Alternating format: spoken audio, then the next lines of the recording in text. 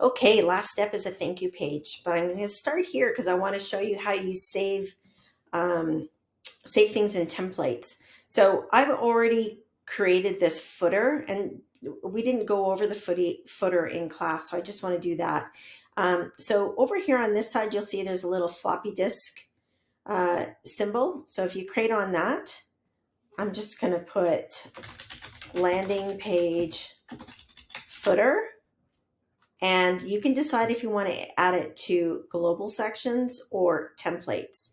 And I'm going to actually add it to global because it's something I want to keep consistent. And if I change it, I want it changed everywhere.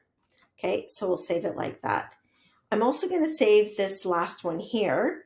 So save that, and I'm going to call it logo footer. And I'm just going to create that as a template just so you can see the difference. Okay, so now that's all saved. Now we're going to just save that. We're going to go and make our thank you pages. So we're going to go back then to our funnel, and I'm going to go to the one I'm actually working on for class. So there we go. There is the funnel. If we wanted to fix the landing page itself, we'd go edit here.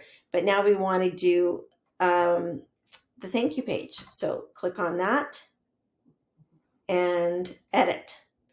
Now, it already came up with a template. I've been in here before, so I added this picture of the dog into the background. I've added my logo in here.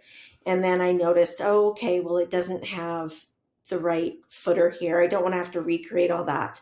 So we're going to just simply go up here and to add an element into the global sections, and we've got landing page footer. We're going to bring that down here. There we go, which means I can delete this one. So highlight it, the whole green section. That is the section, and delete that. And now I want to put in my logo footer as well. So click on there. I put that in the templates. So we'll click there, look for my logo footer, bring that down.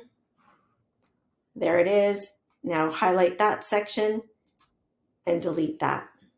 So there we go. There's the thank you page. If you want, so I hope that's helpful. If I wanted to put something in, I'd probably throw it in up here. So I'll just show you what we would do. Add a row. Okay, I'm going to just do a single column, and there we go. It takes. Now I don't want the text to go over the little guy's eyes. So what I'll do is put a little bit of space here. So click on that, go down into the margins, and move it up just a little bit that way. That should do the trick. So here, add an element, and you might want to say, we appreciate you. Okay, and possibly put in